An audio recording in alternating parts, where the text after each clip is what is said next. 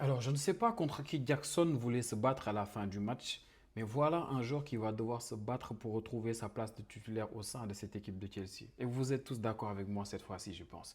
On avait fait une vidéo pour en parler, certains n'étaient pas d'accord, ils pensaient que Jackson c'est un grand joueur, il restera titulaire, mais le match d'aujourd'hui nous a édifiés. On a tous vu ce qu'on a vu aujourd'hui. Au-delà même du match d'aujourd'hui de Joao Pedro, c'est juste sa compétition.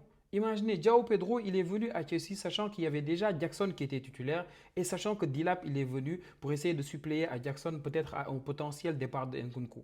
Et tu as là Joao Pedro qui vient, qui joue son premier match contre Palmeiras. Il met pas de but, mais il fait un match correct. Contre Fluminense, il met un doublé. Là, il met un but magnifique. Trois matchs, trois buts. Et encore plus grave, quand tu te dis que Jackson il va rentrer en deuxième mi-temps, c'est Dilap qui vient.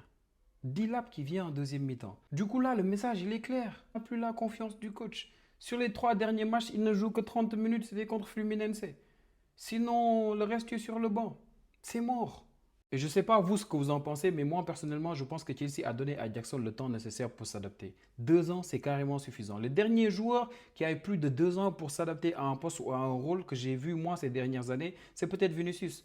Perez lui avait laissé peut-être sa troisième saison, je pense, quand Zidane est parti et que Ancelotti est venu, qu'on a vu Vinicius vraiment commencer à vraiment exploser. Sinon, presque plus personne n'en voulait. Mais à Chelsea, perso, pour moi, Jackson, il a eu le temps nécessaire. Il est venu de Villarreal, où il jouait beaucoup plus dans une attaque à deux et souvent ailier. Il est venu et il devait assumer ce rôle de neuf-là. Il l'a assumé comme il pouvait, parce qu'il lui manquait juste la finition. Tout le reste, tu peux rien reprocher à Jackson. D'ailleurs, c'est un profil assez similaire à Joao Pedro. Dans le décrochage, quand il doit venir jouer pivot, dans l'effort, il a le sens du positionnement, il est bon dans la profondeur.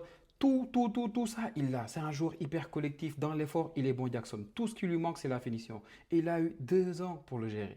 Et en plus de continuer de travailler sur ces points faibles-là, il a commencé à avoir un comportement des coups de sang contre Newcastle. Vous avez vu le carton rouge, le dernier match de la saison de Chelsea en Premier League. Vous avez vu aussi le carton rouge la dernière fois contre Flamengo. Donc c'est des choses en trop qui font que Maresca, sûrement, il s'est dit, bon, si c'est ça, je vais lui donner une bonne leçon. Et espérons que ça va juste rester une bonne leçon. Parce que si ça continue comme ça, bah déjà, début de saison, s'il y a une suite logique par rapport à tout ce qui s'est passé là, avec les 3 derniers matchs où il ne joue que 30 minutes, et avec les performances de Diao Pedro, bah ça va au mérite. Tu mets Diao Pedro titulaire.